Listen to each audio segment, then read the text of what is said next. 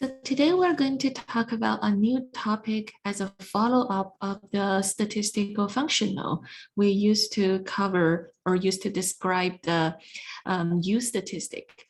So this topic is very popular in applications. A lot of people have used it. It's called Bootstrap. So by the name, right? Bootstrap means that you are using the bootstrap to save yourself. So in other words, you can consider it means self-saving. So what does it mean? So bootstrap is doing something that seems impossible. So we are trying to infer the uncertainty. So this could include bias, variance, or even distribution of an estimator.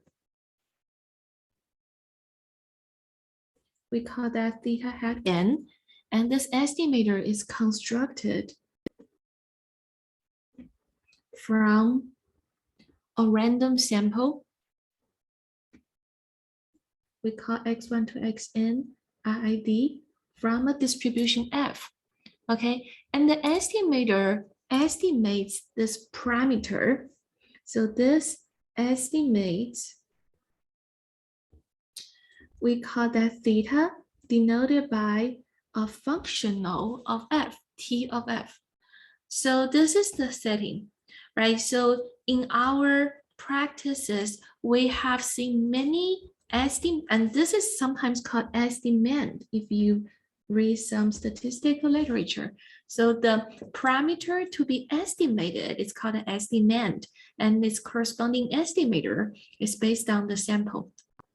So some common examples we have seen about the estimand and estimator would include, so let me write it here. So the first one is that we have theta equals to t of f equals to expectation of a random variable x that follows f. In other words, this is the population mean. And in this case, our theta n hat is just the sample mean. We call that xn bar, right? So obviously this is a function of my x1 to xm. So I'm just going to write it here. So this function f means how we can go from a random sample to an estimator. So it maps from n random variables to a random scalar, and that's our estimator. Or it may not be a scalar, but a random vector it could be. Here is a scalar. In the second example, we can define theta as the functional of our CDF as the population median. So by population median, by definition, this would be F inverse 1/2, right? That would be the population median. Given the CDF, we find what value corresponds to, so what value input here will give me an output 1/2. That's where median, that's how median is defined. So this is the population median estimand. What's the estimator? The estimator will be the sample median, right? And then we write it as the, we can write as the median of x1 to xm, or using our order statistic notation, this can be written as the n over 2 ceiling order. So this is the second example. And also in our previous lecture, we talk about the use statistic. So in the use statistic, the corresponding estimand is what we call an expectation functional. Okay, and this is defined as expectation under this f, of course, and a g, we call that the kernel function, which takes m arguments. So here we can write y1 to ym. This is just to be distinguished from our random sample denoted by x1 to xm. Here, y1 to ym are notations indicating hypothetical random variables IID from this f. And then this G function is the key, and then expectation. That will give me the parameter we care about. And if you recall in our last class, we talked about when m equals 2, and when G has that square difference form divided by 2, for that G, this theta actually corresponds to the population variance of F. Okay, so then correspondingly, the U statistic would actually be an estimator of this, right? It's a UN. If you recall, that's the U statistic. I'm not going to write it down anymore. But if you read our last lecture notes, you can see the U statistic will be constructed based on x1 to xn as well. And the key is that when we sample m of them from the x1 to xn, we don't allow repeats. That's the difference between U statistic and the V statistic. In V statistic, we allow repeats. Okay, so these are our estimators, right? But you know that in our real data analysis, we only have one random sample. In other words, we have one value of x1 and one value of xn. So given that when we do the computation of our estimator, the estimator will also have one value, and we call that our point estimate of our estimator. So that's our point estimate. But how can we describe about the uncertainty of that point estimate? This is the primary concern of statistics. So for that, we introduce some measures for the uncertainty or equivalently the performance of an estimator. Okay, so we will introduce example of performance of theta n hat. Okay, how can we measure its performance? The first one, and we can say that we give this performance a notation. We call that lambda nf. Okay, what does this mean? So this n means sample size, n, and this f means the distribution of my random sample. So this is where x1 to xn are from. And lambda here just the notation to indicate the performance measure. So the first one can be defined as the distribution of the estimator around its mean. Okay, so think about it. So I can write this as the CDF, okay, of this quantity, what we study in our asymptotic distribution, root m times theta hat m minus theta. And because theta is equal to TF, I'll just write TF. So you can see this is how F is here and F is also here. Okay, N is here, N is also here. So using the CDF of this estimator's centered distribution, we can describe how well the estimator estimates theta or TF, because you can imagine if it's under a central limit theorem, then the smaller the asymptotic variance of this term, the better. So therefore, this error distribution can be considered as a performance measure. So to write this out, right, what do we mean by the CDF? We are going to resort to the definition of CDF. CDF is the probability that this, or CDF at a number A, say, is the probability that this random variable is less or equal than A.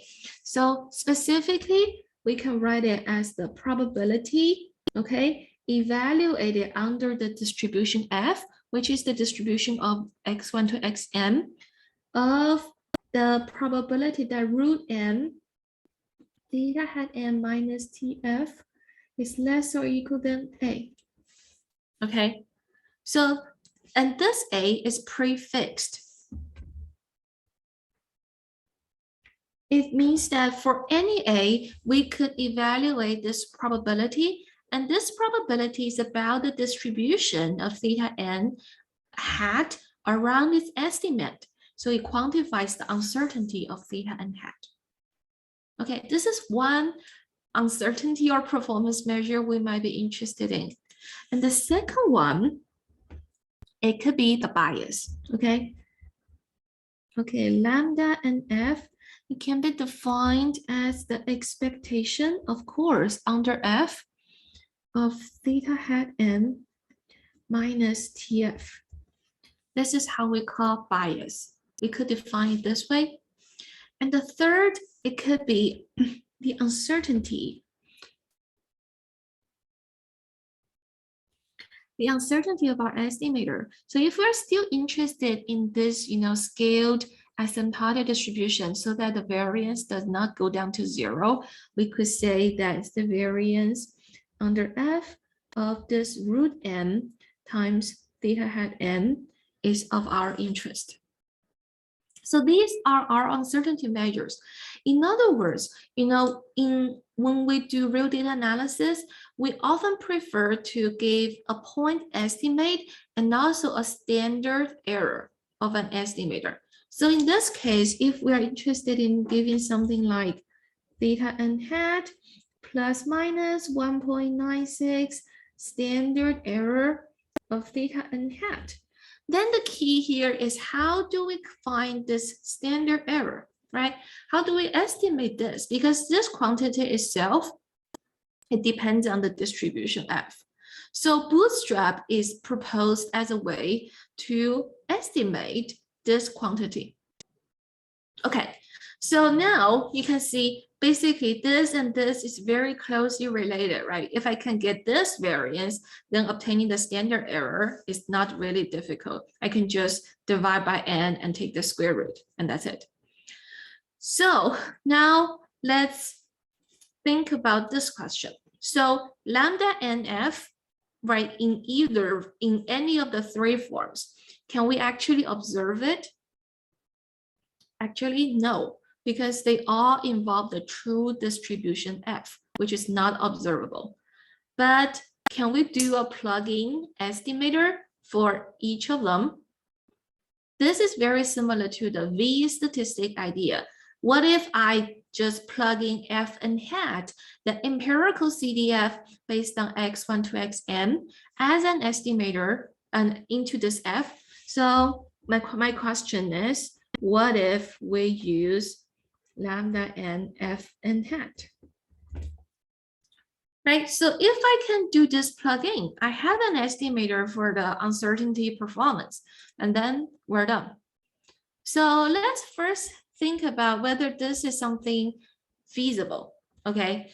So how can I compute this f and lambda and f and hat? What is that? You guys can think about it. So let's say we have the first type of lambda and f, the error distribution in this form. If I want to do plugin, what should I do? Okay, think about it. So let's look at this form. Lambda n f defined as the probability .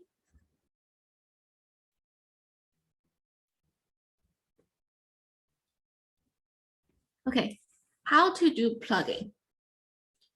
So we can all look at this together, right? So if I just literally do the plugin, I would replace everywhere when I have f, I've changed it to f n hat. Okay. But this is something I need to deal with.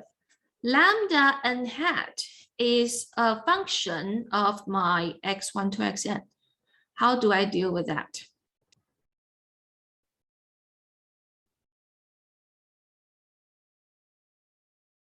Right, so here I need something, I just call that theta n hat star, and I will define it later, okay? And next I will have a t f n hat, okay? So the key is, what is theta n hat star? So in my first line, the estimator, I can say theta n hat is some function of x1 to xn. I can always express any estimator in this form. And x1 to xn must be from IID f. So if I want to replace it by a plugin version, say theta n hat star, you know what I need to, so these x1 to xn are just notation. They're symbols for random variables, right? The key is this f. So I should be able to replace this f by fn hat. And this fn hat is defined based on x1 to xn, this empirical CDF. And still everything else will follow. I still need an IID from this fn hat and put them into f. So now to avoid the notation confusion, I call them x1 star to xn star, okay? And then I put them into this f, right? So that's how I obtain an estimator from a sample drawn from empirical CDF, fn hat instead of fm. Okay, does this make sense to everyone? Okay, and also now, you know, this f, I said f is not observable, but fn hat is observable. Fn hat is basically a discrete distribution that places probability 1 over n at each of x1 to xn. So that is a known distribution. So as a known distribution, we should be able to evaluate this quantity, right, under a known distribution exactly. We should be able to do the computation. So let's first take a quick look at an example so that we can tell, yeah, indeed, we can do this computation. So let me just tell you, this is computable if we don't worry about the computational burden, like how much time it will take. We just think theoretically, this is a known distribution, so this thing is computable. Okay, so let's look at a very simple example. All right, so let's think about, we have just a sample of size 2. N equals 2, that makes it easy. And we have x1, x2, IID from a distribution F. And the parameter we are interested in is this functional, and it's defined. We talk about the mean here. Okay, so let's say we talk about the mean is expectation of any random variable x under F. Okay, so in this case, you know, by plugging, and let's just say that we set the theta hat to be the plugin estimator, TFN hat, and that's xn bar. And we are interested in evaluating, let's say, the bias. Okay, so let's say we define lambda nf as the expectation under F of beta n hat minus T of F. Okay, so if this is the bias we are interested in evaluating, and then you can see based on the previous argument, what is lambda n f n hat? So this is of our interest. So by plugging in, we should have this as expectation under fn hat of this new hypothetical estimator. Okay, that will be based on a random sample, again of size 2, drawn from fn hat instead of fn. Okay, that's the bias. So now what we are interested in calculating is what's the value of this one. Then let's take a look. Okay, so now without loss of generality, I could assume, because these are based on my random sample, right? So I could assume x1 is equal to, okay, let me just assume that the smaller one is equal to C, and the bigger one of my sample is equal to D. And given these two numbers, and assume that they're not equal. Okay, so now I'm going to consider my hypothetical sample from this distribution. So in other words, you know, this Fn hat is basically a two-value discrete distribution with C and D as the unique two values. That gave me this Fn hat, okay? So then I'm going to consider x1 star, x2 star as IID from this hypothetical Fn hat. And what unique values I can get. So first of all, you know, there are only actually 4 scenarios. So I can only have these two numbers as C, C, C, D, DC, and DD, right? So these are the 4 scenarios for my x1 star and x2 star. And what are the probabilities? It should be, each should have probability 1/4 because I have x1 equals C, x equals D, they have same probabilities. Okay, with probability 1/4 for those 4 pairs of values. Okay, now correspondingly, what are the theta n hat star? You know, because this is defined as same as here, right? It's actually the average. So I'm just saying that here the theta n hat star is actually the 2 of x1 star plus x2 star because n equals 2. So this is the estimator on this hypothetical sample. Therefore, you see the average is C, C plus D over 2, C plus D over 2, they're the same, and D, and each with probability 1/4. So in other words, I have this expectation for theta n hat. So with this, you see, what I can have is that the expectation of theta n hat under this Fn hat, that's the distribution where sample is from, is what? You know, it's basically C times 1/4 plus C plus D over 2 times 1/2, I have 2 of them, plus D times 1/4. Okay. And so what is the number I can get?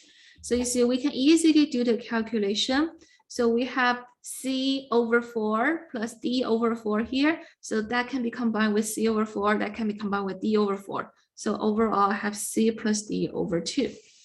That's the expectation. Okay. And finally, you see, I have this Tfn hat, right? And here the Tfn hat is basically the estimator I obtained from my original sample. What is that? So this is clearly, okay, it's right here. Based on the original sample is C plus D over 2. So therefore, you see, based on this calculation, I have lambda m Fn hat equals to C plus D over 2 minus C plus D over 2 equal to 0. So this tells me that this idea, actually, I forgot to say, so doing this plugging to replace this F in this uncertainty measure by Fn hat, doing this is what we call the bootstrap. Okay, this is the fundamental idea of bootstrap. So using this bootstrap idea, we show that the bootstrap estimate of this bias is 0. So let me just write a conclusion here. Bootstrap estimate of lambda and F is 0. That's what we're saying. So you may think this example to be trivial or even stupid. The reason is that, you know, in this case, if we have we can do this calculation directly. We take the expectation of this xn bar, and we know it should be equal to the mean, and then problem solve. So we should be able to derive the bias as 0. But I'm just trying to use this as an example to show that, yeah, this is how Bootstrap works. So you use hypothetical example, sample, and you do the plugging, and that's what you have. So in other words, the key is that for whatever you're going to calculate based on the original distribution F, you replace it by the empirical CDF F and hat, and then problem solved. Okay, so this is just a bias, which may seem trivial. But now if you think about the distribution, going back to here. So if I look at another lambda NF, okay, if I look at this probability under F of this root n, theta n hat minus TF is equal to A. And if I look at the Bootstrap, doing this plugging, and I have f n hat, okay, root n theta n star minus t f n hat. Let's equal to A. Okay, now let's look at here. Okay, so in my case, I have derived the distribution of theta n hat star already. Right, so you can see clearly here, theta n hat star takes value, okay, C with probability 1/4 and C plus D over 2 with probability 1/2 and D over 2 with probability 1/4. So we have this distribution. Then correspondingly, what's the distribution of theta n hat star minus TFN hat? And that's the estimator, C plus D over 2. So we do the subtraction. So we actually have theta n hat star minus TFN hat equal to C minus C plus D over 2, right? So that will give me C minus D over 2. And it's give me 0. And this will give me D minus C over 2. And with probability 1/4, 1/2, 1/4. So this is actually a distribution.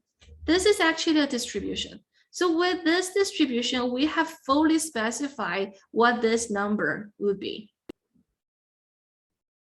Does that make sense to everyone? So therefore, you see, in this very simple this very simple toy example, we showed you how we are actually using Bootstrap to estimate this uncertainty. And also, of course, given these, right, you should be able to compute. You should be able to also compute the variance under f n hat of this theta n hat star. This is also something you could compute. And you I have a question. Yes. Is it half C instead of C in the distribution? Or Is it half? Oh, yeah, sorry. Yeah. Okay, my bad. Okay, yes, you're right.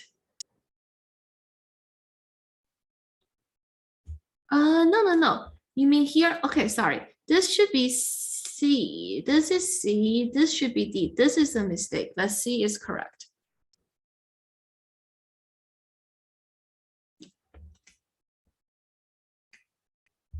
Okay, so this is an example.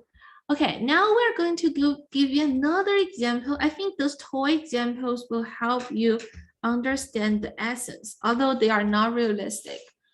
All right, so the next example is about the median. Let's say that we're interested in the population median.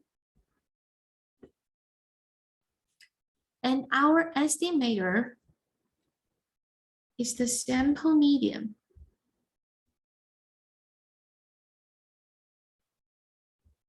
Okay, and again, for simplicity, we consider a sample of size 3. And also, without loss of generality, we assume we know that we just mark the values of the sample. All right, so we say without loss of generality, we just write the minimum as C. The median of the sample is D, and the maximum of the sample is E. Okay, so that's where we start. And then let's look at what is the uncertainty measure we are interested in. Here, let's say we're interested in the median, in the bias. So let's say that this uncertainty or performance measure, we call that lambda NF.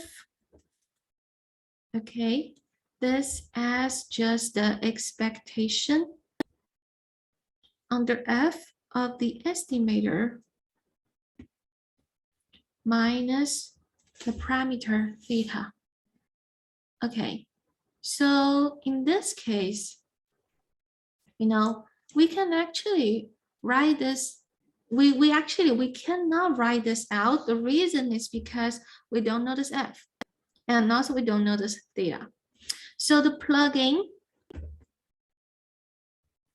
would be, again, F is replaced by F n hat, theta n hat is replaced by theta n hat star, and theta is going to be replaced by theta n hat, okay? Because that's based on our sample. So, previously, just to remind everybody, this is equal to TF, and this is equal to TFN. So that's why once we have the replacement plug-in, we change theta to theta n hat. So now the question is, how can we compute this based on our sample CDE here? So first of all, theta n hat is known given the sample. It's just D. This is also already known. Okay, and for theta n hat, okay, this thing, star, is defined as the median of hypothetical sample from F n hat. So in other words, I'm going to write this as the median of x1 star, x2 star, x3 star, where x1 star, x2 star, x3 star are IID from F n hat, right? So this is what we have. And then we just consider the possibility or what values may this theta n hat star take. And please know that this F n hat is a discrete distribution. Okay, so it has values C, D, and E with probability 1/3 each. This is our empirical CDF. So first of all, let's consider when does this theta hat n takes value C. So it can only take 3 values, C or D or E. So let's see what value, how can it possibly take C? So when the median is equal to C, it means that x1 star, x2 star, x3 star can only take these possible values, or let me say, I order them, okay, from the smallest to the largest, 1 bracket, 2 bracket, 3 bracket. So if they're all C, C, C, then of course the median is C. And this happens with probability, let's say 1/27. So because each of them is taking C with probability 1/3. So it's 1/3 to the cube, and that's 1/27. Okay, and then the second case is that so the middle one must be C. This is something we know for sure. So if the middle one is C, so the minimum must be C as well. So we can only change the largest. So if it's D, how often can this happen? So this could be CCD, or it could be DCC or CDC for the original unordered X1 star, X2 star, X3 star. So I have 3 such cases out of the 27 possibilities. So this happens with probability 3/27. And finally, if it's CCE, again, by the same argument, it happens with probability 3/27. So altogether, you see, the median is equal to C with probability. So median is equal to C with probability 7/27. This is something we can derive for sure. Okay, now we think about the other extreme. What if the median is taking value E? Okay, so you will see it's very similar to the argument here. It means that the ordered X1 star, X2 star, X3 star, this can be, the middle one is E. Okay, so the maximum must be E. So we can only change the first one. So it's either EEE or DEE or CEE. So by the same argument, the probability is 7/27. So then what's left is for this estimator, hypothetical estimator, to take value D. And just by a simple, subtraction by 1, I can get this is actually 13/27. So I actually obtained the distribution for this mean estimator on a sample from F and hat. Okay, so therefore, you can see that for the bias computation, I now have everything I need to do the computation. So lambda n F and hat. So here the expectation would just be C times 7/27 plus D times 13/27 plus E times 7/27, right? That's how we do the computation. So I just write it, C times 7/27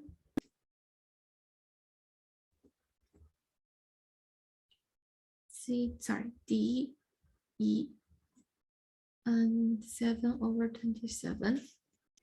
Okay, that's the expectation. And the median is based on our random sample. That's D. Okay, so finally, just by some simplification, I would obtain 14/27 C plus E over 2 minus E. All right, and this is a function of my empirical CDF. And the empirical CDF is based on my random sample, X1, X2, X3. And by definition, C is the minimum, E is the maximum, D is the median. So I just put that notation back, okay? So therefore, you see, finally, the bias is this. X1, the minimum, plus X3 over 2 minus the median. So this clearly shows that for the performance we are interested in, which is the bias here, we estimate this performance based on our plugin approach. And this estimator itself is a function of my random sample. So basically, my random sample appears in both the estimator, right, the median. Here, the median clearly is my random sample, right? When n equals 3, then theta n hat is just x2. This is my estimator. And to estimate the bias of this estimator, I again use my random sample for the second time, for twice. And that's here what we obtain. So here, everything here is exact, and you can see the reason we can do this exact calculation is because our empirical CDF is very simple. It has only 3 values with probability 1/3 each. although this is a little more complicated than the previous example where the empirical CDF has only 2 values, but still, you see, this is something manageable. But now you can imagine, what if I do, I do random sampling for a large N, okay? So let me just ask you this question. Based on the above calculation, okay, how many distinct values can, let me see, this x1 star to xn star take given x1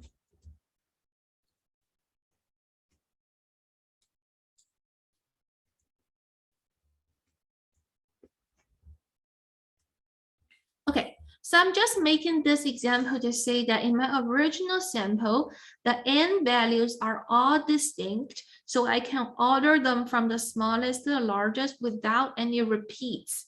And now the question is, if I want to draw a hypothetical sample from this random sample, okay, the hypothetical sample also has n random variables and their IID from this empirical CDF.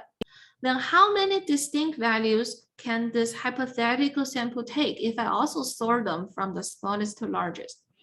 So this is actually a combinatorics question. So it's basically like I have n balls. So these corresponds to n balls. And these are n bins. Okay, so actually, sorry. I think I didn't make it very well. I think not really, not n bins is not here. So I'm saying that here, given the n balls, how if I want to divide them into n bins, and then each bin could be empty. So empty means that maybe I think that's not a good analogy. Let me say that, and then we have to try to make a connection.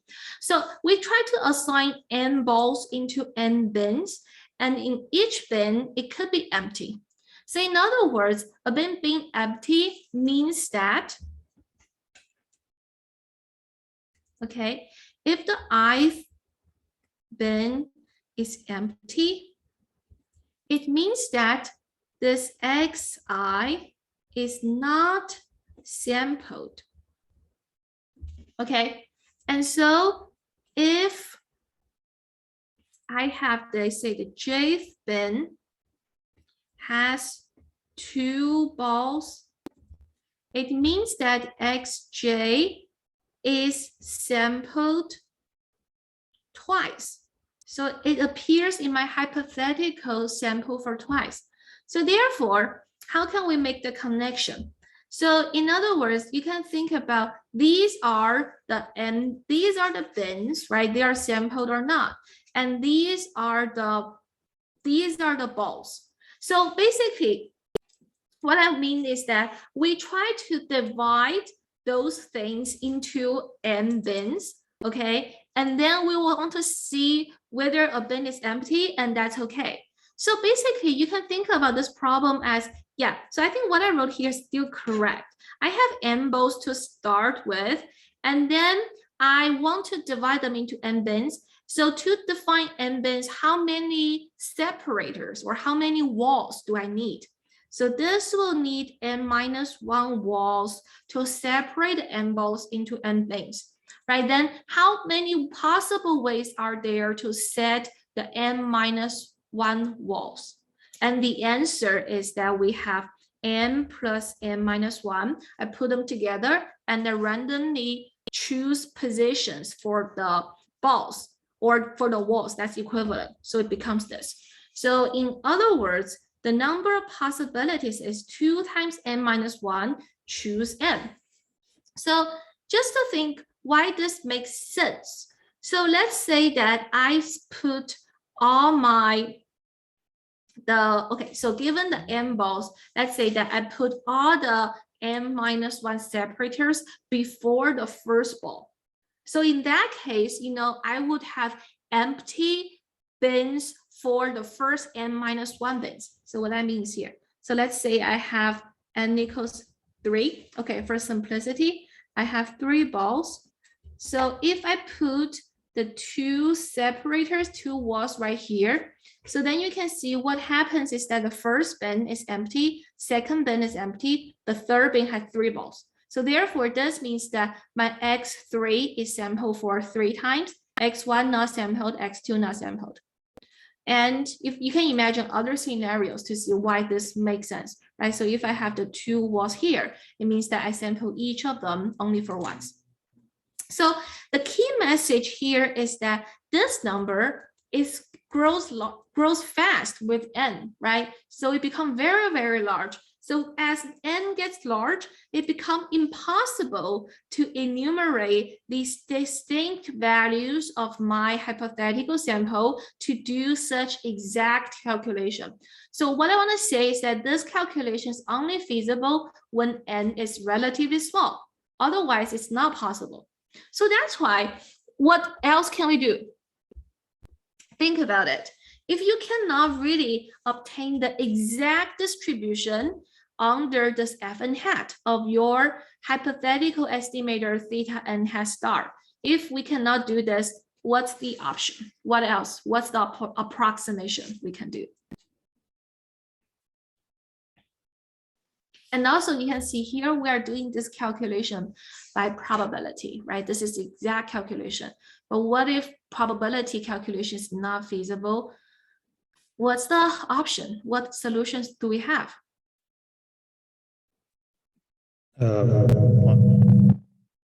Hello. Yeah, I think there was some echo. Let me see what you typed. Monte Carlo, exactly. Yeah, we can do Monte Carlo to draw samples from this distribution and use the sample to help us do Monte Carlo calculation instead of doing the exact computation. Okay, so exactly, that's what we want to do. So basically, the solution is so if the distribution of theta n hat star given f(n) hat, right, cannot be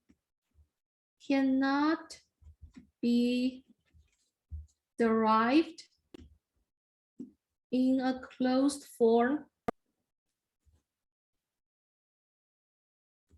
due to a large n. If this is the case, then our solution is do Monte Carlo. So in other words, we just draw a lot of random samples of size n from f(n) hat. So the idea is this: from this f(n) hat, okay, we just randomly sample. So these are all IIDs. For the first time, we just call that x11 star to x1n star. So the first index is for the index of my sample, and the second index is the index within my sample. And let's say I do capital B times, I have x1 b1 star to xbn star. So I have a capital B samples, and they are all IID from the same f(n) hat. On each actual sample from f(n) hat, I can calculate my theta n star, right? This is the notation, and this is its first realization on the first sample from f(n) hat, and this is from the bth sample. Okay, so actually these are what? These are B realizations of theta n hat star. So previously, this is just an estimator based on f(n) hat, but we cannot have its realization And what we did is that we are computing its expectation or variance under the theoretical derivation based on this discrete distribution f and hat. But now when that discrete distribution is too complicated to evaluate, we use this Monte Carlo to actually realize this estimator for capital B times. So with this, then coming back to the previous example, then we are going to, if I have this lambda n f n hat defined as this,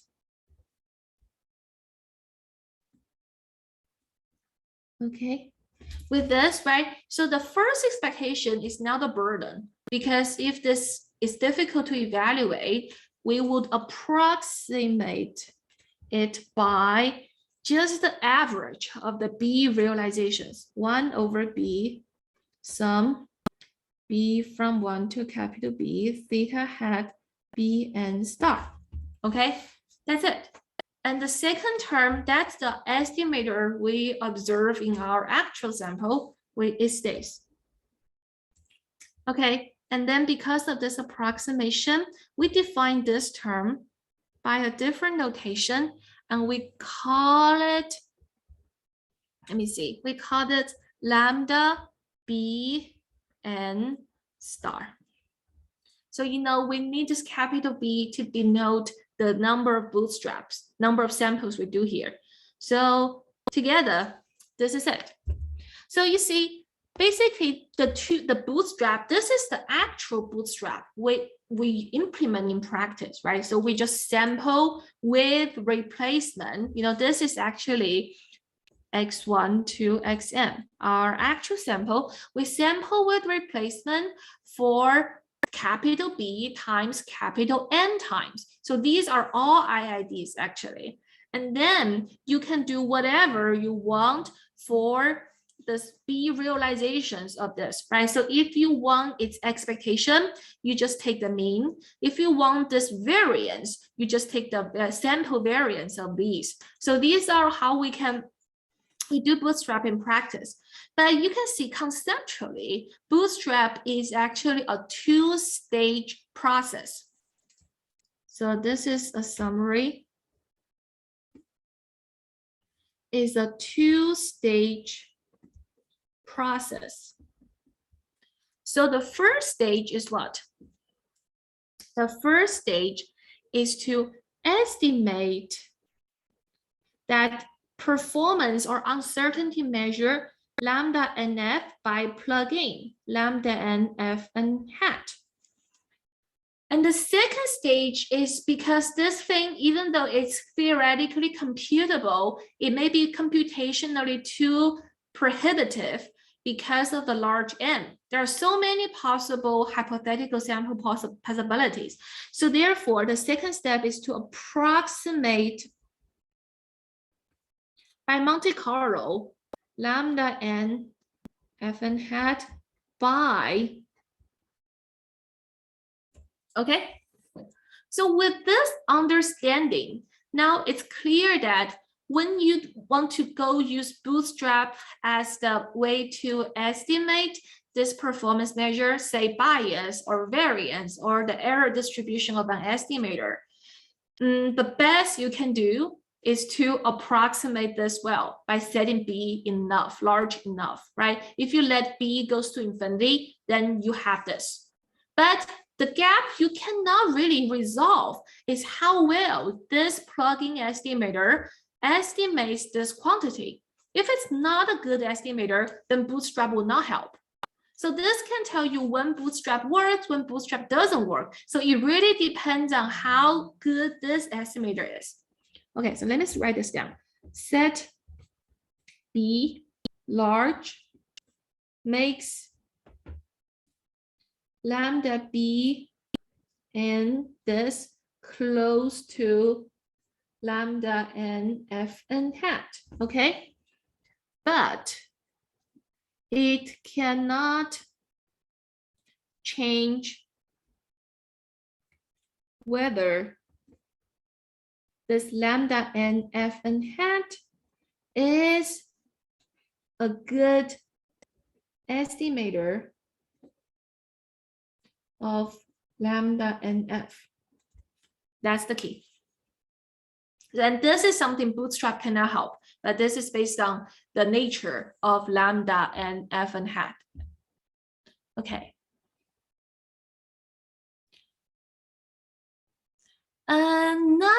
I think Chris made a very good point on the chat. So do you mean that the performance of Bootstrap depends on how well the sample approximates the F distribution? So this is a very good question. So what I want to say is that, you know, by our previous theory regarding the empirical CDF, if you recall the Glivenko-Cantelli theorem, it actually tells us that we have this thing, right?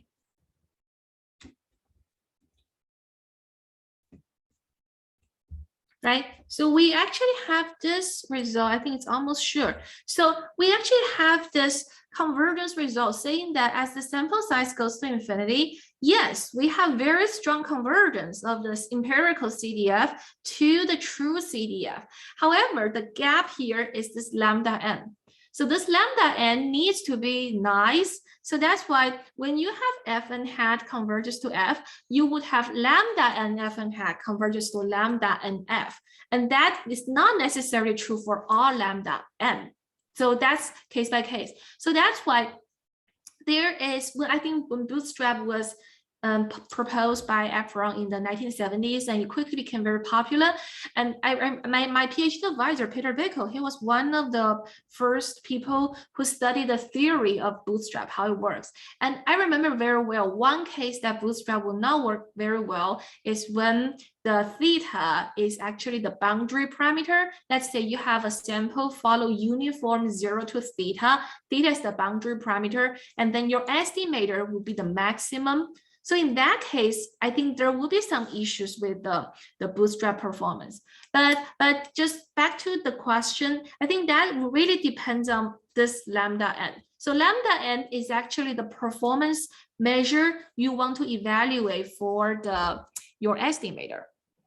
So if you're in, because I think we have some time, so if you're interested, next time I can show a case when the Bootstrap does not work as expected. Okay, so that's a very good question. And so then let's take another look at another example. So actually, let me see. So for this example, it's about the parametric bootstrap, right? So this is something we should talk about. So basically what we have here, what we talked so far is what we call the non-parametric bootstrap. And I think the default is non-parametric. So what we mean by here is that when you sample from this FN hat, this FN hat is the empirical CDF, and it's a non-parametric estimate of F. Right? You're not assuming any special form of F. You're just using your sample as the estimate. So, and for the parametric bootstrap, what's different is that you are going to estimate this F, the CDF, the distribution, not just by the empirical CDF, but by some parametric distribution you fit to your data. So that's the thing I'm going to talk next.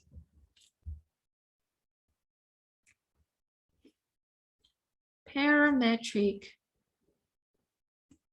bootstrap.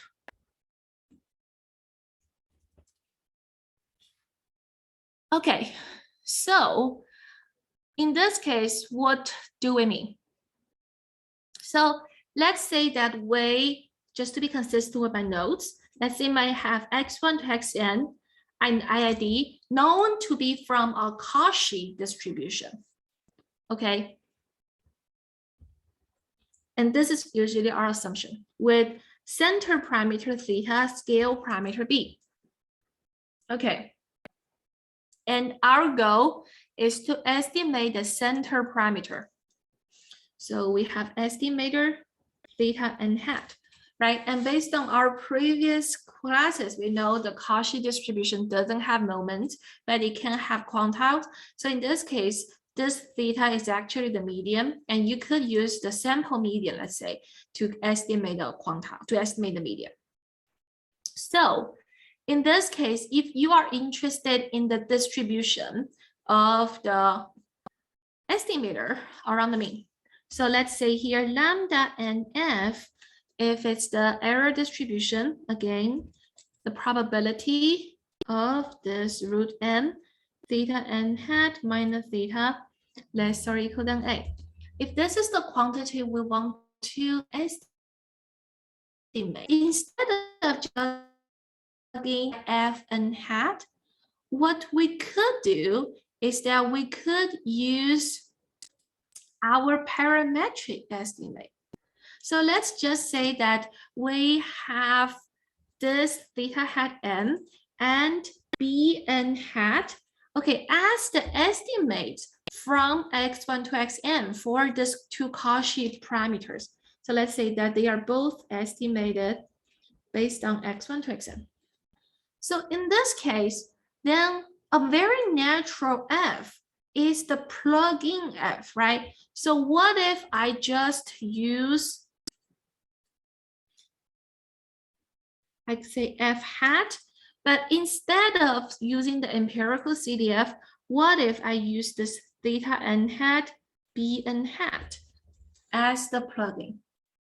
So this is the parametric estimate of f. And then you see, we can correspondingly define, so everything here will be changed accordingly. So the f would be this f, the Cauchy estimated f. And okay, this is the hypothetical estimator. Okay. Okay, this will be the new estimate. So not the previous plugin estimate based on empirical CDF, but the plugin based on the parametric estimate. Okay, and then how do we construct this theta n hat star? So it will based on, this will be based on a hypothetical sample, x1 star to xn star, IID from Cauchy with the parameter estimates, theta n hat, b n hat. So it's still the bootstrap, but we are just sampling from a different distribution, not f n hat, but the parametric estimate. Okay, so you may wonder which one would work better. Any thoughts from our students? The parametric estimates or the non-parametric bootstrap? Okay. Parametric. So Chris, what's your rationale? Because you hypothesize that this parametric estimation, this one, this f hat is a better estimator than the f n hat.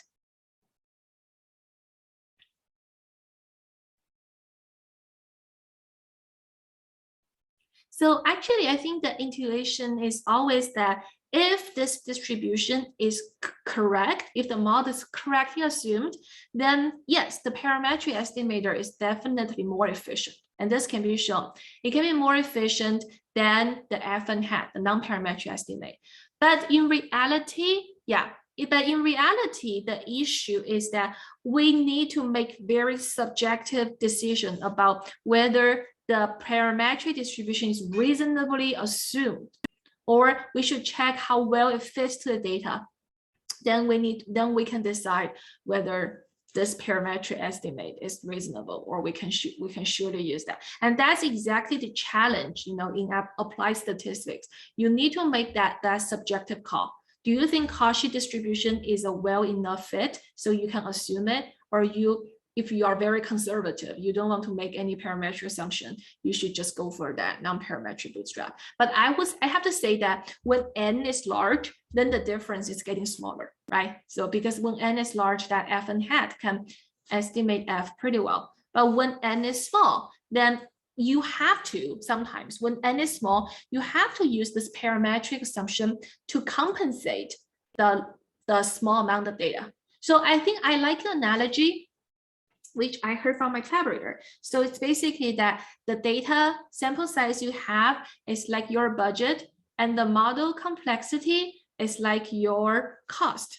So if you have a large budget, you can afford a more complex model. And here, actually, in general, the non-parametric model is more complex than the parametric model because you make fewer assumptions. You allow for greater flexibility. But when your sample size is limited and you want to do inference, then using parametric model is a very good compensate to the sample size. But again, you have to have strong justification for the use of that parametric distribution. So for example, I think Gaussian distribution is very commonly used because we know a lot of the natural measurements are following a Gaussian distribution. Okay, so that's it. And so before we conclude, right? So yeah, this is something I want to say here. So in theory, okay, so let's think about the bootstrap theory. So what we need to, in the nice scenario, okay, we need is this property that is lambda n f n hat. So no matter this is from a non-parametric estimator, empirical CDF, or a parametric CDF, we need this minus the quantity we are interested in. We need their difference to go to 0 in probability. And why is it in probability? The reason is that here, the difference is random. And randomness, the first term is clearly random because it's a function of f and hat, which is random, right? So this is and the second quantity may or may not be random, but in the examples we gave you, like the bias, the distribution, they are not random. So actually, so this is actually something we want, right? But often you see one thing we have here is not so desirable is the n. So in the limit, n is going to infinity, but on the left-hand side, we have an n. And what is this n? If you take a look. So this n is coming from the estimator, which carries the sample size. So when we evaluate a certain estimator, we fix the sample size at n. So therefore, the performance is also having that index n. So therefore, if we consider this, then what can we find to make our discussion simpler for theoretical discussion? So we can actually wonder, what if this second quantity, the quantity we're interested in itself has an asymptotic limit? Okay, so this is a very important result for Bootstrap. So the result says that if we have lambda n f, okay, converges as n goes to infinity to some quantity lambda f, and this is there's no randomness involved, okay, then this quantity we're interested in, lambda n f n hat minus lambda n f converging in probability to 0, the desirable property, is equivalent to lambda n f n hat itself converges in probability to lambda f. You see, so this opens a door for proving this thing, which is something we need. It shows that if you can find the limit of lambda n f, you just need to show that this is convergent to the same limit in probability, and you're done. Okay, so I think this should be quite straightforward. If you want to see the proof, it's basically one line, right? Because it's this plus this. And so, yeah, so this is what I want to say. And next, okay, so the next topic, which is basically an application of the Bootstrap, is about the use statistic. So in the next example, I want to show that it will satisfy this property. So in other words, once you have this, you can say, okay, this is the scenario that Bootstrap works, and I can trust my Bootstrap to give me the inference. Okay, so let me see, maybe I can just open this problem a little bit, but I don't have time to finish it today. So I'll just open this problem. So in this example, use statistic, we're going to show how can combine it with Bootstrap and do the inference. Okay, so in this use statistic example, we have this theta n hat estimator defined as the use statistic. Okay, and I'm interested in doing the estimating the variance. Okay, so if you recall, the use statistic corresponds to the variance is basically this.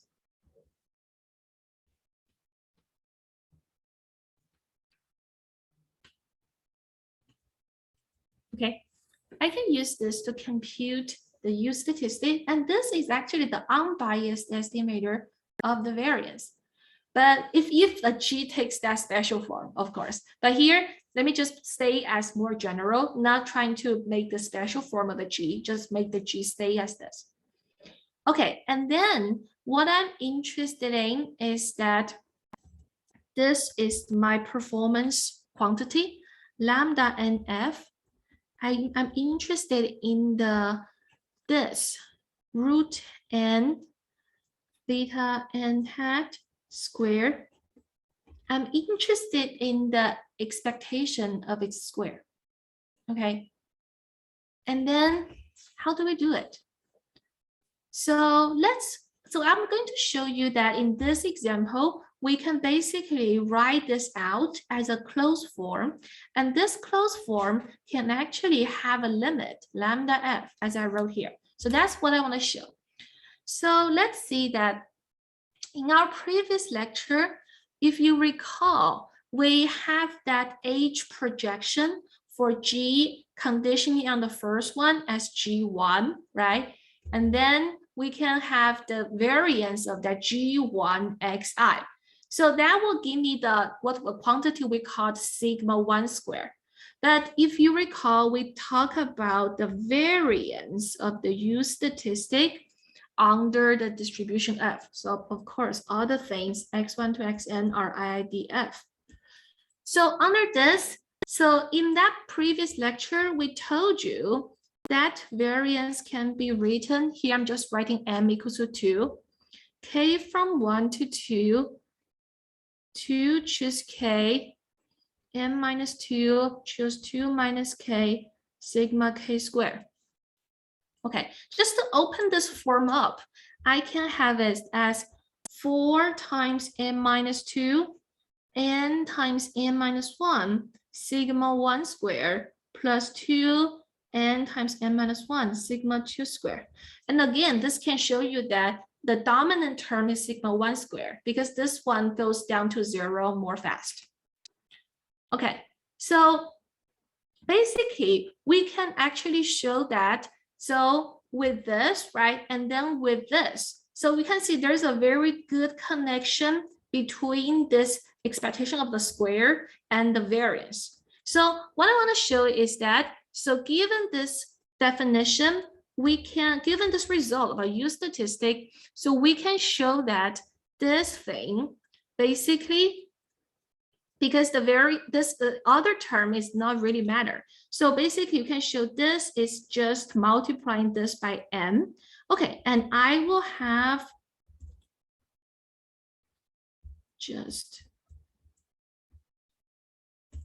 this. And so therefore, you see what happens when I let n go to 0. I'm just left with 4 times sigma 1 squared. Okay, so this is the limit. And then to show that Bootstrap works, what's remaining is to show this. This plugin will converge in probability to the same limit. So I'm just going to stop here and then we will resume next time. So I think I will try to add a counter example, which I didn't have time to talk in previous years about to show what when Bootstrap is violated and doesn't work. I think that will be very interesting. Okay, so thank you all, and hopefully I can see you in person next Wednesday, this Wednesday. All right, bye.